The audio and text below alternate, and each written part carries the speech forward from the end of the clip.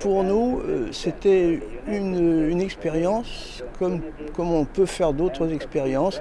Non, on ne s'est pas du tout rendu compte que ça pouvait avoir un impact aussi important pour l'avenir.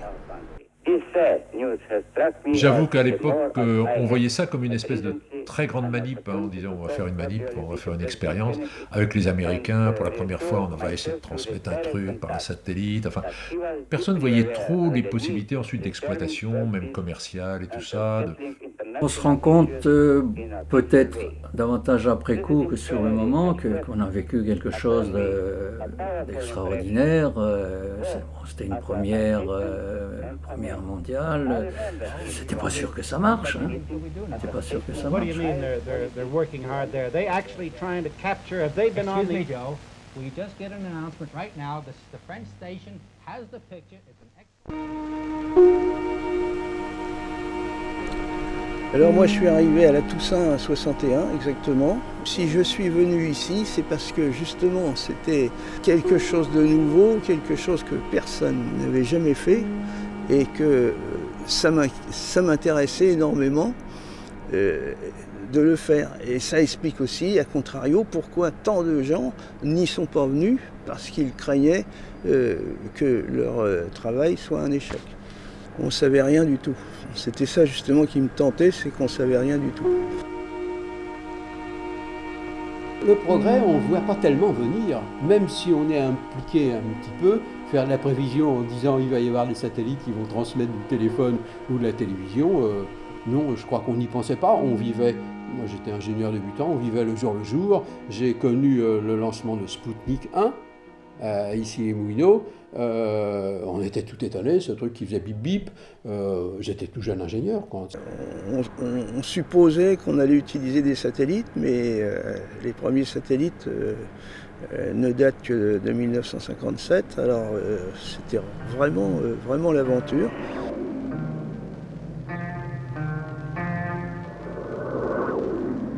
En février 1961, le directeur des affaires internationales de la NASA vient à Paris, il rencontre M. Marzin et il évoque l'idée qu'il va y avoir aux États-Unis le lancement par la NASA d'un satellite, voire de 2 satellites de télécommunications qui seront expérimentaux. Et il recherche des partenaires parce que pour téléphoner, il faut être 2 à chaque bout.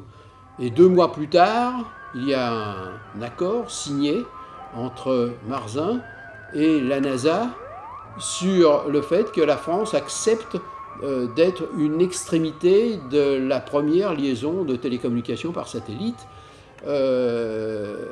Dès juin 61, la NASA avait fixé la date exacte de départ de Telstar. Un satellite, ça ne se lance pas comme ça sans un long préavis. Donc dès le mois de juin, on savait que Telstar serait lancé dans le 10 juillet 1962. Et Pierre Marzin, très conscient, a dit c'est pas possible, il faut l'acheter la station américaine. Il a tout de suite compris que, compte tenu de notre retard, il fallait s'associer aux Américains de façon à récupérer rapidement une technologie au bon niveau. Donc à ce moment-là, il a lancé l'achat de la station américaine et avec 4 autres, moi j'ai été envoyé aux États-Unis pour m'occuper du radar qui s'appelait Precision Tracker.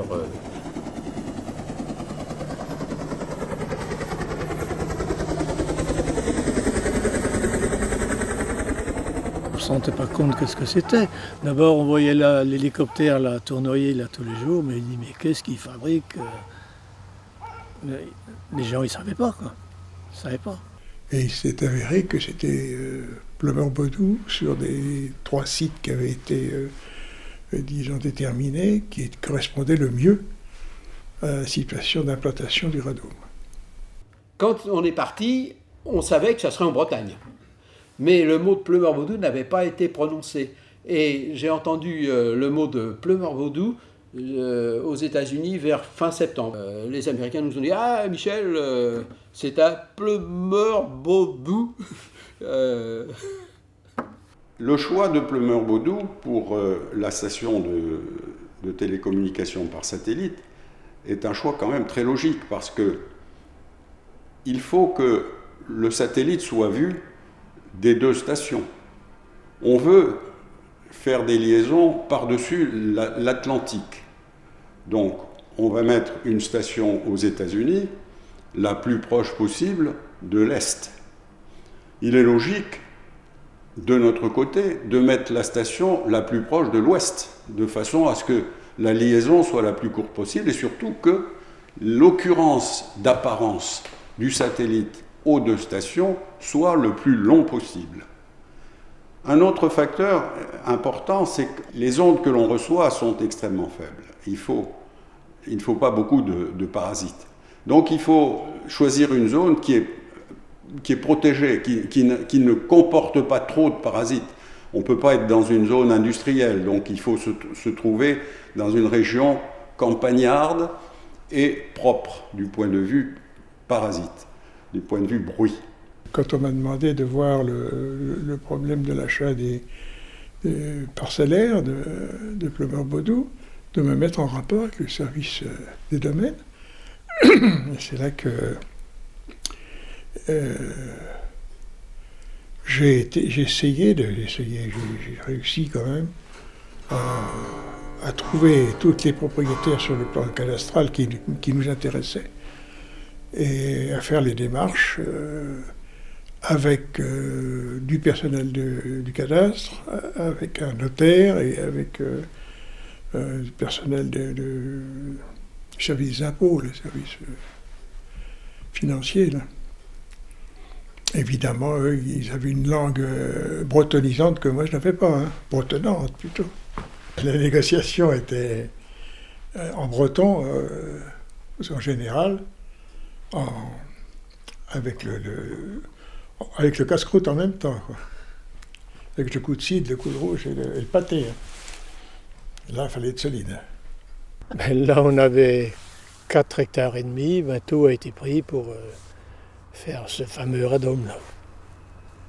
Et des terres d'autres personnes aussi, hein, parce qu'on n'était pas les seuls. Il y a eu je ne sais pas combien de propriétaires là, qui ont cédé leur terrain finalement, quoi. C'est mon beau-père qui avait une ferme là. Ouais. Ah ouais. Ouais, je me suis marié ici en 59 et puis je suis venu habiter ici à Plumeur. Ah ouais. Puis on exploitait ce qu'il y avait comme terre, mais comme il y avait des terres qui avaient été expropriées, la ferme avait diminué. Hein. Il y avait quand même 12 hectares qui avaient disparu. Hein. Tout, c'était pas tout, il y avait de la friche, il y avait du bois, il y avait des terres de culture, il y avait un peu de tout, c'était un peu mélangé. Hein. C'était des petites fermes, c'était pas des exploitations agricoles, hein, comme on a en Beauce. Hein. C'était des petites fermes, et il a fallu donc négocier avec chaque propriétaire. Et il s'est avéré que, sans insister de trop, ils ont compris l'intérêt de la vente de leurs terres. Mais bon, on les a indemnisés comme on a pu, hein, avec le feu vert évidemment. Et il y a eu des cas douloureux, puis des cas, disons, où il a fallu donner un petit peu plus qu'à d'autres. Non, ben à l'époque c'était un peu imposé. On nous avait dit c'est ça ou bien vous êtes exproprié. Elle avait touché 900 000 francs à l'époque pour les 4 hectares et demi. Ah ben, ils ont payé la terre de la bourse, 50 centimes le mètre carré, et les landes 20 centimes. Terre de landes. C'était rien. Hein? C'était rien.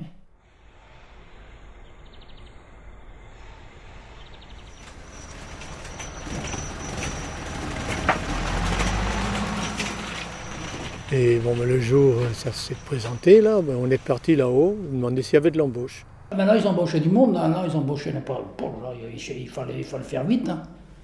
Aucune formation, mais on n'était pas plus bêtes que les autres, on s'y émigre. Moi, j'étais à la bétonneuse, après j'étais à la bétonneuse jusqu'à la fin. J'ai fait que du béton.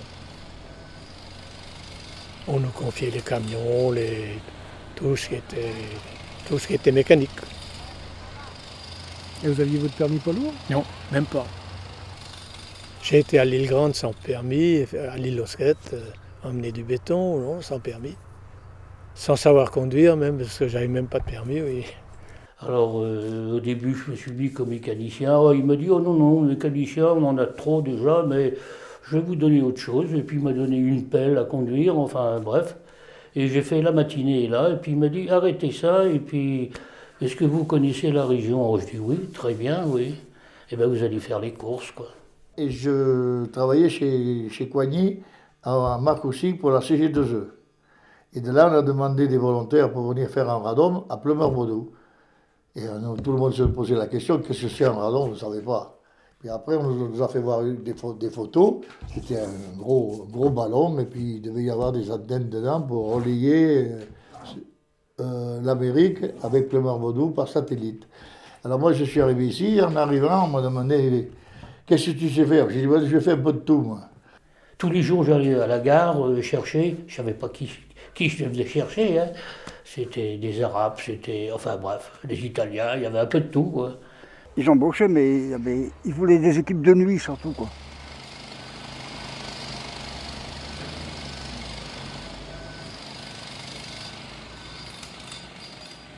Ils ont démarré vraiment la construction, quoi.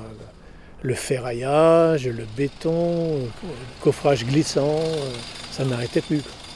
Ils fabriquaient le béton sur place, ils mettaient dans les camions, et puis on allait le dépoter au pied, la couronne de l'antenne, si vous voulez, hein, sous masement.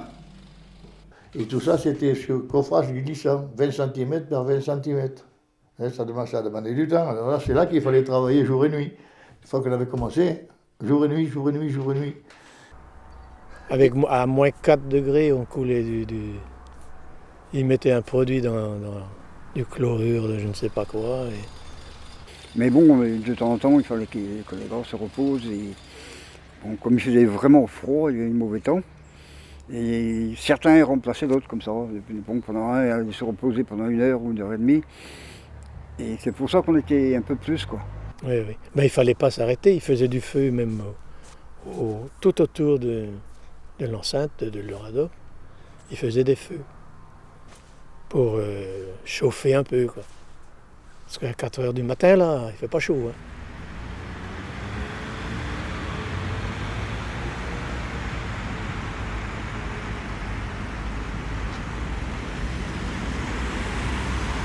Pour nous, ce qui était dur, c'était le froid, le vent, la pluie, quoi. Non, faire 12 heures consécutives, comme ça, c'était assez long, ouais.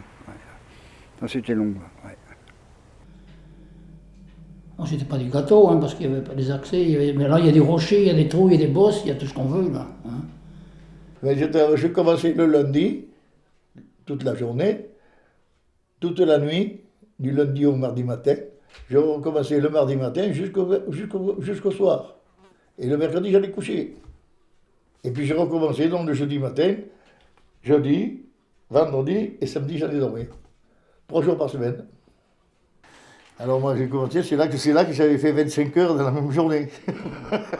Et on me dit, mais il y a combien d'heures dans une journée? J'ai dit 24. Il dit, alors le comptable me dit, pourquoi tu as marqué 25? J'ai dit, parce que j'ai fait 25 heures, c'est tout. Bon, mais il aurait dû t'arrêter à minuit puis partir sur le jour d'après. Voilà. Et voilà. C'est-à-dire, on faisait beaucoup d'heures, j'étais obligé, puisque je conduisais, donc il fallait que j'amène les gars au travail, et l'équipe de nuit que je leur ramène, ça tournait. Alors ici, c'est en 62. Du 1er au 15 aussi, j'avais 168 heures, et j'avais 579 francs 42. Quand on est arrivé à Plumeur, c'était un chantier. On y allait je dirais pas en cuissarde, mais on y allait en botte, hein, parce que c'était dans la gadoue.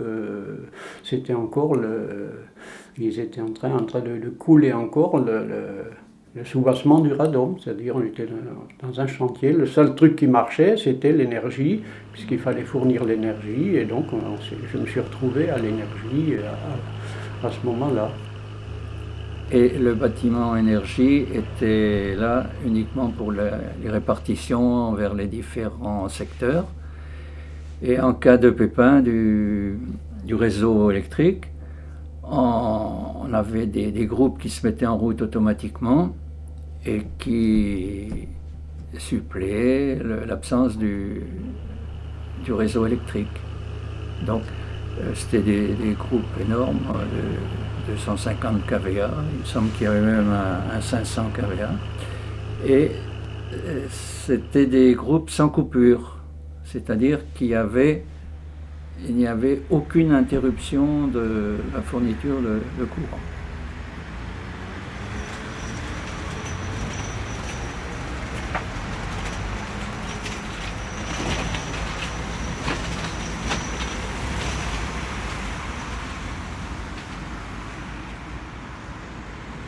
Il y avait des tas de bruits qui couraient, certains pensaient que c'était une usine atomique qui se construisait là, on ne savait pas trop, les gens ne comprenaient pas trop, il n'y avait pas vraiment d'informations très... je veux dire, bon, et puis enfin les gens lisent l'information, il y avait peut-être eu des articles de fond, j'en sais rien, j'avoue que je ne me souviens plus.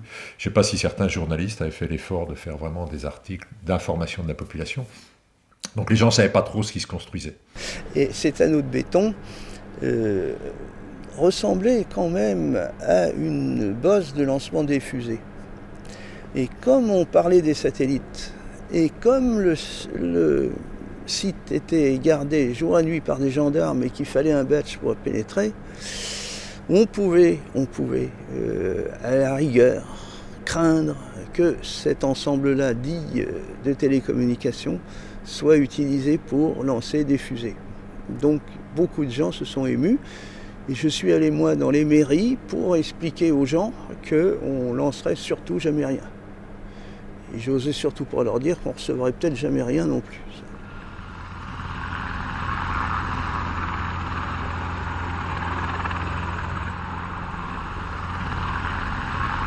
L'île aux Quais, ils ont profité des grandes marées de janvier, février, mars, c'est-à-dire où il y a un coefficient de marée supérieur à 100, et c'est à ce coefficient-là qu'on peut se permettre d'aller à pied à partir de l'île Grande, en passant par l'île Canton, et de traverser la passe pour arriver à l'île aux Quais. C'était une nécessité parce qu'il fallait envoyer les camions de gravier, les camions de sable, les machins, tous les éléments du pylône, il fallait les envoyer sur l'île. Il a fallu couler dans les 900 mètres cubes de béton pour faire les ancrages des câbles qui allaient quand même retenir ce fameux pylône qui allait avoir 200 mètres de hauteur et au sommet duquel on allait mettre en place la balise avec le simulateur satellite.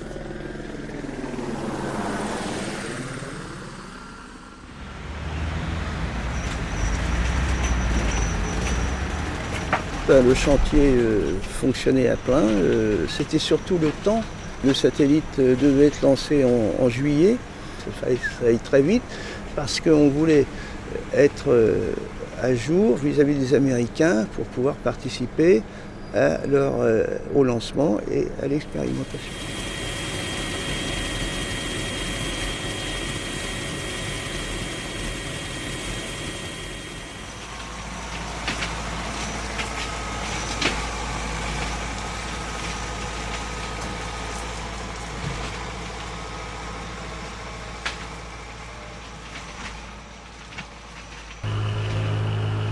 Oui, le radome a été gonflé en mars 62. Le radome a été gonflé, mais c'était un radome provisoire destiné à abriter le chantier de construction de l'antenne. Et puis il s'est déchiré quelques jours après, sous l'effet d'une tempête. C'est-à-dire que quand le radome s'est déchiré, il n'y avait pas d'antenne encore, il n'y avait que des travaux préliminaire à la construction de l'antenne et que la déchirure du radome a été évidemment un incident regrettable, mais ne pouvait qu'apporter un retard à la construction de l'antenne, mais pas empêcher la construction de l'antenne. Alors quand ce radome s'est déchiré, il a été donc démonté et transporté sur l'aérodrome pour le déplier et pour le réparer. Et puis il a été regonflé, et puis malheureusement il s'est redéchiré. C'est là qu'on a eu d'ailleurs le plus de problèmes, je pense, au point de vue énergie, parce qu'il y avait déjà beaucoup de câbles placés qui alimentaient la rectifieuse, qui rectifiait à ce moment-là le rail sur lequel est posée l'antenne. Donc tout ça s'est retrouvé sous la flotte, et plus ou moins, ils ne voulaient pas arrêter ils voulaient continuer le travail, donc ils protégeaient leur rectifieuse par des bâches, tout ça, mais il fallait continuer à les alimenter. Et c'est là qu'on était sous la flotte, quelquefois, à remuer des câbles, envoyer les étincelles qui couraient un peu partout. Je pense que toutes les conditions de sécurité n'étaient pas respectées à ce moment-là, mais enfin ça c'est autre chose. Une époque un peu héroïque, là, en somme. Et là, les Américains, ils ont fait venir le radeau provisoire d'Andover qui était disponible parce qu'ils venaient de mettre leur enveloppe définitive en place courant avril, et la mise en place de cette enveloppe, de ce shelter d'Andover a été fait le 7 mai. Et à partir de là, on a été quand même, disons, libre de pouvoir continuer les travaux de montage de l'antenne.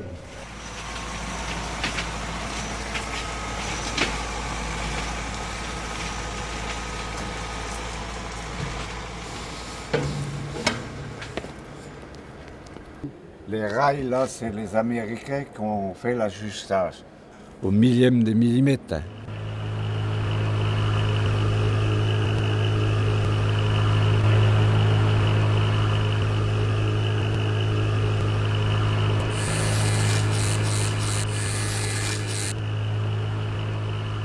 Oui, ça représente quand même des heures de boulot quand on voit le tout. Mais le plus dur, c'était quand même là-haut.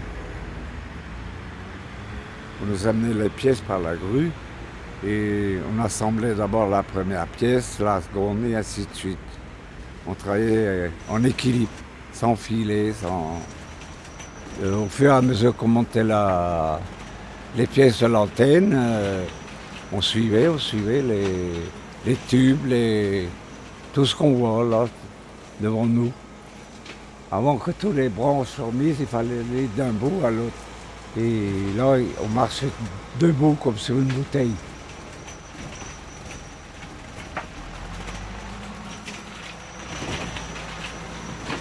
Et tout correspondait.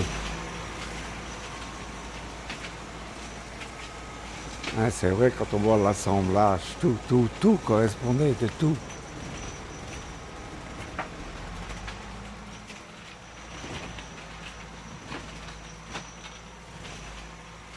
C'est comme dans un cirque, quoi.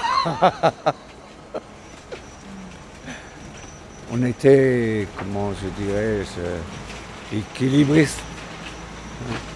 Il ne fallait pas avoir peur. C'est pour ça qu'on nous a nommés voltigeurs.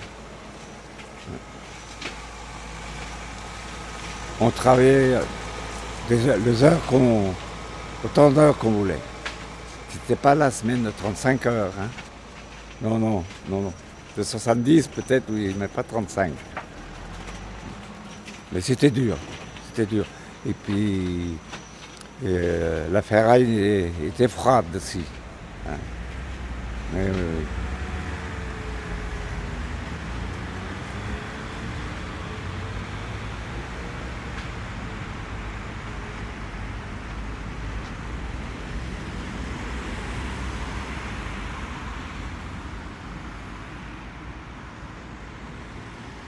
Donc nous sommes partis une équipe de 6 ou 7 personnes aux États-Unis pour se familiariser avec la station américaine. Les études étaient à Whippany dans le New Jersey, où il y avait les laboratoires de Bell Telephone. Après un stage de 2 mois à Whippany, nous sommes partis dans le nord, dans le Maine, à Andover, pour voir la réalisation qui était en cours de la station américaine. Donc le CNET a envoyé dans le New Jersey, c'est à 40 km au sud de New York, 4 ingénieurs, chacun ayant une spécialité bien définie et qui seraient chargés de tout apprendre sur un morceau particulier de la station puis de rentrer en France avec la station en caisse, puisqu'on a acheté une station complète aux États-Unis, pour accélérer au maximum la réalisation en France et les premières transmissions. Pour ce qui me concerne, j'étais chargé de la poursuite du satellite. Et je suis arrivé à Pleumeur-Baudou au mois d'avril, où j'ai découvert que la station que j'avais vue au démarrage au mois de novembre de l'année d'avant était bien avancée. Les gens, tous les personnels avaient travaillé d'une façon extraordinaire. On était dans beaucoup de domaines à la pointe de la technologie. Les gens avaient travaillé, dans certains cas, nuit et jour. Le directeur de la CGE avait remarqué que dans le mois de mai 1962, ces équipes avaient fait une moyenne de 300 heures de travail dans le mois, 10 heures par jour. Tous les matins, on avait une réunion d'avancement qui durait maximum une demi-heure, mais tous les coopérants des principales entreprises, chacun envoyait une personne, et le programme de la réunion était le même tous les jours. On en était là hier. Est-ce que ça a été fait? Oui, non. Ça n'a pas été fait. Alors vite, on va travailler l'année prochaine.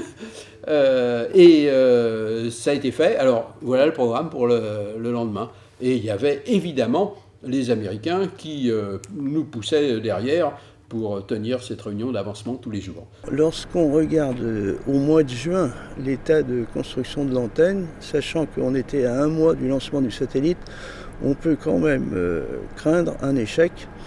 Et bien sûr, certaines personnes disaient on peut espérer que le lancement du satellite sera retardé. Et puis les plus pessimistes disent on peut aussi espérer un échec dans le lancement du satellite.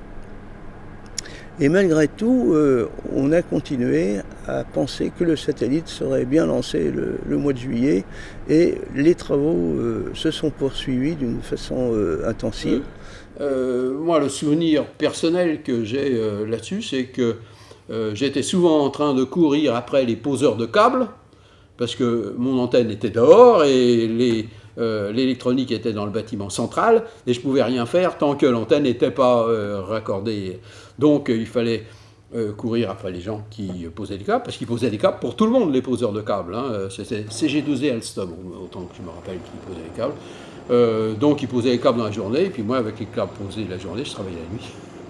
La journée, j'essayais de suivre le cours, d'obtenir mes câbles, et puis le soir, je faisais marcher mon électronique avec. Le montage de tout l'ensemble de l'antenne, ça a demandé, avec les techniciens français, les ingénieurs américains, ça a été fait en 27 jours et en 27 nuits, c'est-à-dire sans arrêt. Les relations avec les Américains étaient excellentes. Peut-être parce qu'il y avait tellement de travail à faire qu'il ne pouvait pas y avoir de zizanie à perdre son temps. Ce n'était pas possible. Et puis, chacun avait le sentiment quand même, on savait qu'on allait faire peut-être une première mondiale. Donc, on était motivés, sans aucun doute. J'ai jamais entendu quelqu'un râler contre le travail de nuit. Faut être là demain? On est là demain. Faut être là cette nuit? On est là cette nuit.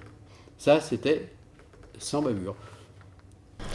Donc cette antenne s'est mise à fonctionner, si je peux dire, d'une façon mécanique le 7 juillet, alors qu'on savait que le satellite serait lancé le 10 juillet. Quand on voit ça tourner à l'horizontale et à la verticale, c'est très très impressionnant. L'énorme antenne de 54 mètres de long et 30 mètres de hauteur peut faire un tour complet en 3 minutes. Sa masse circule sur 2 rails de 50 mètres de diamètre. L'antenne dans laquelle on se trouve pèse 340 tonnes et devait être orientée vers le satellite avec une précision de 3 centièmes de degré près.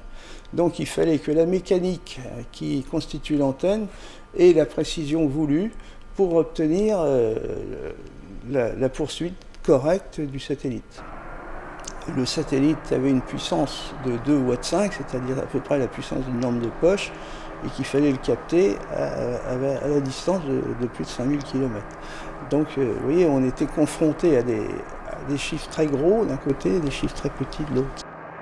Ben, c'est à peu près à ce moment-là que la fièvre a commencé à monter parce qu'on était à 6 jours du lancement. Donc là, c'était la panique du matin au soir pour essayer d'être prêt. Hein.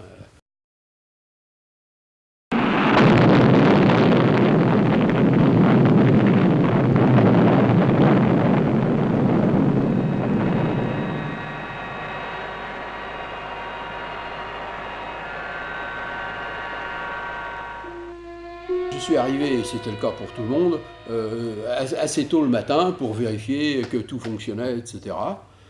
Et après, il y a eu une journée d'attente du matin jusqu'à minuit.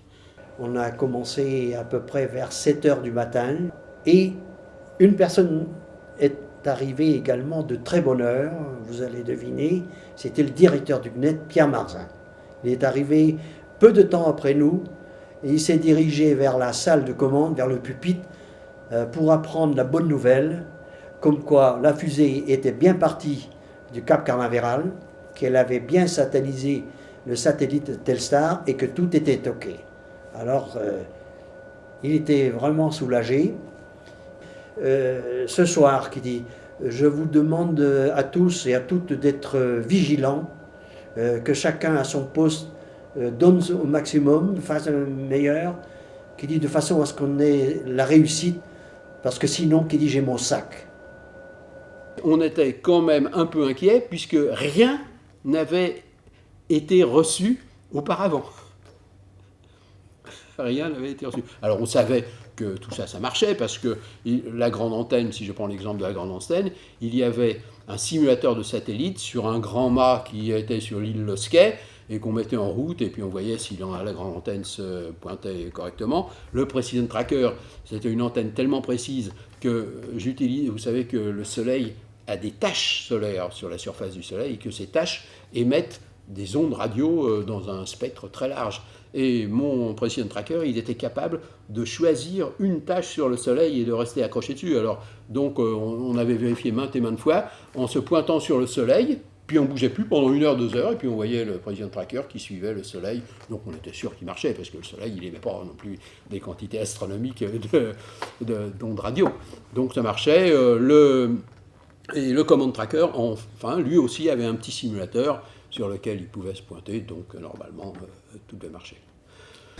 Et on a eu des renseignements précis de la part des Américains, nous disant que le satellite avait été placé sur la bonne orbite, qu'il faisait un tour en 2h40, etc. Et qu'on pourrait vraisemblablement le suivre bientôt grâce à un système qu'on appelait le tracker de commande. Et lorsqu'on est arrivé à la 5e orbite, eh bien, le tracker de commande, qui est un tracker à hélice, qui se trouve encore dans la cour de la cité, ce tracker à hélice a capté le satellite Telstar dans de très bonnes conditions. Alors on espérait, on s'est dit tout de suite, puisqu'on le capte, on va pouvoir s'en servir. Et alors, déception totale, le satellite n'avait pas été allumé par les Américains, puisqu'il était allumé ou éteint par télécommande, et on était un peu déçus parce qu'on avait espéré avoir des images déjà dans la soirée du 10 juillet, et on n'avait rien eu. Donc les Américains nous ont un petit peu réconfortés en nous disant on n'avait pas mis en route le satellite, vous ne tracassez pas, mais au tour prochain on va le mettre en route.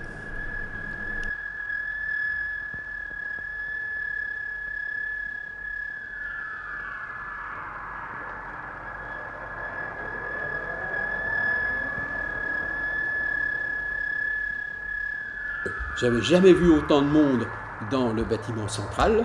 Il y avait le Precision Tracker, à côté ce qu'on appelait le Tracking Encoder Group, système intermédiaire qui prenait les données de poursuite du Precision Tracker et qui les mettait en forme pour les donner au centre de calcul. Et puis ce qu'on appelle les équipements terminaux, les ondes reçues et décodées par la grande antenne étaient transmises vers un centre, je dirais, standard PTT, qui était capable d'enregistrer ça et puis de l'envoyer sur le réseau Eurovision. J'ai été donc inspecteur radio et j'ai été affecté au tracker de précision. Le tracker de précision est un ancien radar de l'armée américaine dont on avait retiré la partie émission et on avait gardé uniquement la partie réception, 4080 mégas. Le but de cette antenne était de repérer la balise du satellite avant l'acquisition par l'antenne principale, l'antenne Corday. Tracker de commande autotrack. Tracker de précision, asservissez-vous au tracker de commande. D'accord.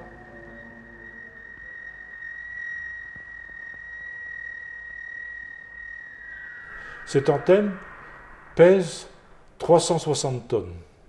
Il faut une force énorme pour la faire démarrer, de la faire décoller. Et le travail du cerveau mécanicien, c'est de jongler entre la précision et la stabilité. Alors, ce soir-là, pour le premier passage, il y avait évidemment énormément de monde, et ça fumait ici. Et aux commandes, c'était les Américains.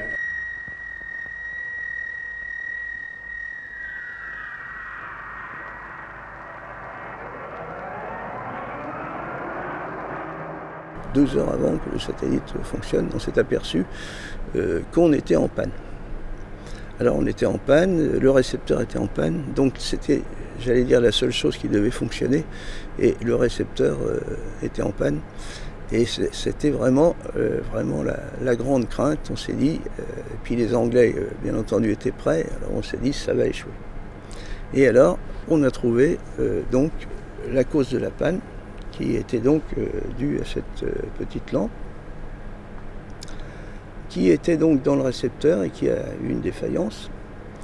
Donc on a changé la lampe et tout est rentré dans l'ordre. D'abord, on a su par les Américains que le satellite marchait bien. Il en était à son, je crois que c'était le 5e passage. Il passait d'abord aux États-Unis, au-dessus des États-Unis avant qu'on le voie. Donc les gens de la Bell nous ont dit, ça y est, il est en marche, tout va bien. Et aux États-Unis, une première image avait été transmise entre États-Unis et États-Unis. C'est-à-dire que la station d'Andover envoyait une image et elle était reçue à côté. Donc on était tous en liaison par téléphone avec les États-Unis. On avait chacun les écouteurs et on savait ce qui se passait aux États-Unis. Donc on savait que le satellite marchait bien. Les Américains nous avaient dit aussi, au centre de calcul, il va se lever là. Donc toutes les antennes étaient pointées sur là. Et on attendait. Là, vraiment, tout le monde sous pied de guerre. Je l'ai attrapé avec ce radar en dessous de l'horizon. Pourquoi ? Parce que la réfraction de l'atmosphère fait que le rayon est incurvé. Et donc j'ai eu le satellite quelques secondes avant la grande antenne. Et c'est là que j'ai crié dans la PT Autotrack. C'est-à-dire Precision Tracker en poursuite automatique. Ça s'appelait le PT à l'époque. La grande antenne a trouvé tout de suite. Donc là, c'était quasi, la station a fonctionné toute seule pratiquement, sans l'aide des opérateurs. Moi, j'étais devant la console du Precision Tracker. J'avais pointé depuis des heures et des heures l'antenne sur l'endroit où devait se trouver le satellite. J'ai rien eu à faire. D'un seul coup, on a entendu clac, clac, clac. Hop, tous les voyants sont allumés au vert. On recevait le satellite. On n'a rien fait. La station était tellement bien conçue par les Américains, il faut le reconnaître, qu'elle a fonctionné toute seule. Well, Mr. Capel, what do you say?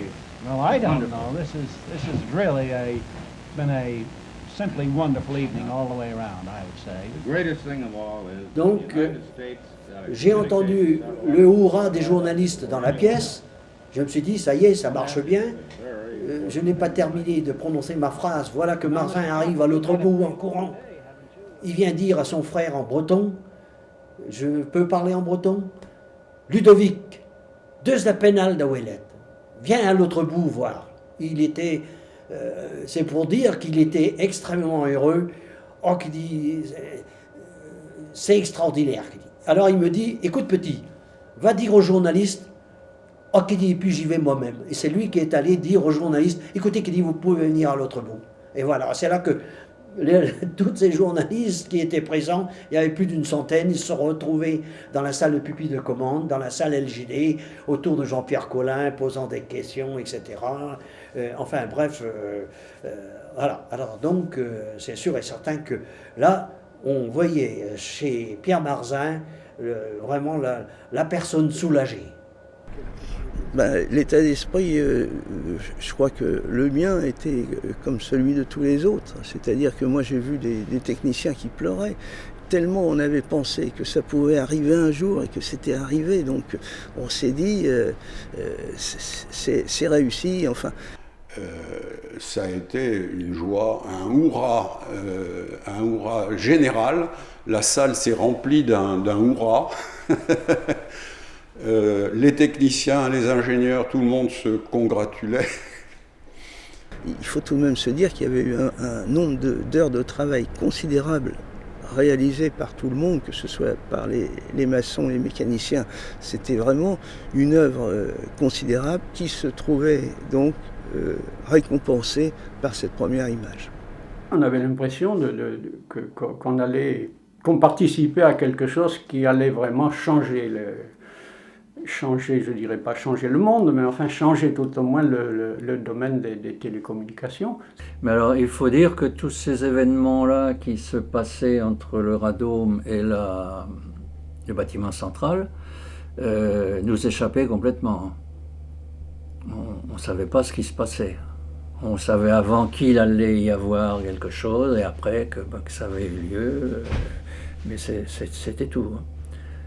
Et normalement, les Anglais auraient dû recevoir l'image. Mais toujours est-il qu'on a quand même appris le lendemain matin que l'Angleterre n'avait rien reçu. Et l'Angleterre n'avait rien reçu par une faute toute bête. Les ondes qui venaient de Telstar, comme toutes les ondes radio, sont polarisées. Et il y a des ondes qui sont polarisées verticalement, horizontalement. C'est ce qui fait que les antennes râteaux sur le toit, elles sont comme ça ou comme ça. Et Telstar mettait des ondes polarisées circulairement. Et comme les Anglais roulent à gauche,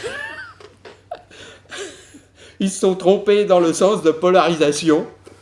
Et quand on reçoit une onde, je reviens sérieux, technicien, que le système est prévu pour les ondes polarisées circulaires droites, le système qui est prévu pour les ondes circulaires gauche, il ne se reçoit rien du tout. C'est vraiment, c'est ce qu'on se sert souvent pour faire du mélange ou du non-mélange, etc. Donc les Anglais n'ont rien reçu. On était des gens qui avions l'habitude de faire des essais, de faire des mesures, moi personnellement sur les câbles, et d'autres sur les faisceaux hertziens. Donc on faisait une mesure de plus qui avait fonctionné, évidemment avec des moyens importants. Oui, sans savoir que ça allait être une aventure. Ça a été un engrenage. Hein. Se trouver là, ça aurait pu être un autre. Hein. Je sais pas. Je trouve que c'est le moment où dans ma vie je me suis senti le mieux dans ma peau. Je me suis senti avoir un rôle, pas extraordinaire, mais avoir un rôle. Après, quand j'y pensais, j'ai dit, c'est moi qui étais là à ce moment-là. Il est certain que quand on réussit une opération comme ça, après autant d'efforts partagés bien entendu par un grand nombre de gens, on regarde le ciel avec une certaine, je dirais, pas inquiétude, mais on se dit quand même qu'on a réussi à utiliser une toute petite étoile, vraiment toute petite, pour réaliser une grande chose. Donc, si, effectivement, quand j'y pense, ça me fait encore de l'effet. C'est vrai.